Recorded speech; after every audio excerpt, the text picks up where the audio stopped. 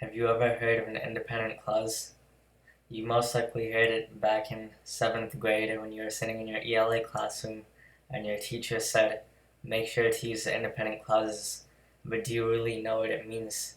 If you don't, then I'm here to explain it for you. Before we start, it's important to recognize that there are multiple types of clauses, such as the independent clause and the dependent clause.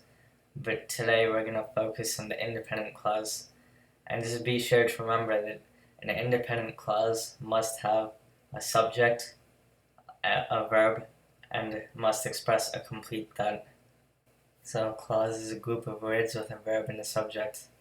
And you can think of an independent clause as a building block, as you can see in the image, because all other sentences can be added to the independent clause, thus forming more compound or complex sentences. And independent clauses are clauses that stand on its own, so they don't require another clause to be a sentence. And an independent clause must have a subject, a predicate, which is a verb saying something about the subject, and a complete thought. So I need to once again reiterate that an independent clause must have a subject, a verb, and a complete thought. Otherwise, it can't be an independent clause.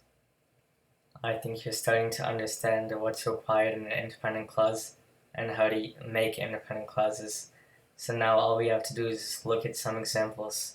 In order to fully understand independent clauses, we have to look at some examples. So I'll start with a few examples, and we can begin with LeBron James is the best player in the NBA. So if we look at this sentence, we have to remember that a subject, a verb, and a complete thought is required in an independent clause.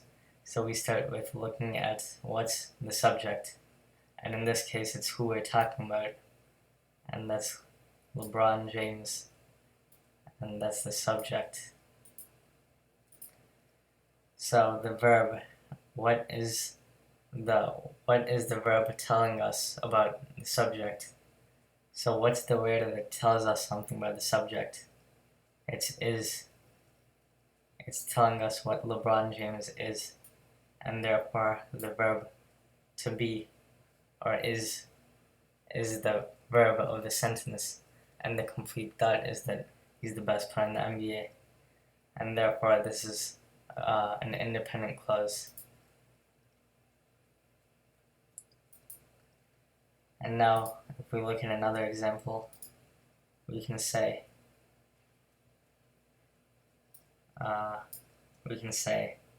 Isaac Newton was a genius. So again, what are we talking about? What's the subject? And in this case, it's Isaac Newton. So the subject is Isaac Newton, and then we also need a verb. So what is Isaac Newton, or what are we saying about him? We're using the word was in order to describe him. So was is the verb, and the complete thought is that he was a genius. And therefore, since it has subject, verb, and complete thought, it's an independent clause. And now we can say the soccer ball is white. In this case, the subject, or what we're talking about, is the soccer ball. And that's why it's the subject. But then what are we saying? What word is used to describe the soccer ball? It's is. So is the verb. And then the complete thought is, what is the soccer ball? It's white.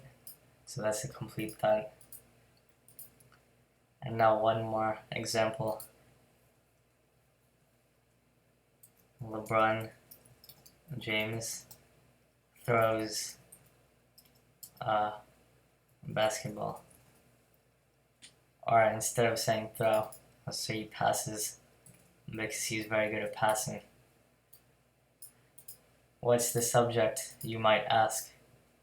The subject is LeBron James, as you knew, because he is who we're talking about. What is he doing? What's the verb?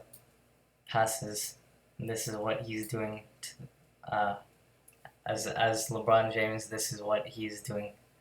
And the complete thought is that he's passing a basketball.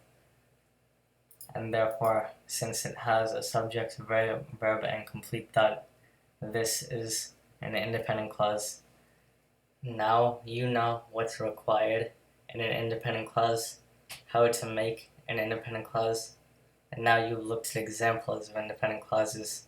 So now the next time you hear someone say independent clause, you know exactly what they're talking about, and you're never going to be in that situation where you're confused about independent clauses.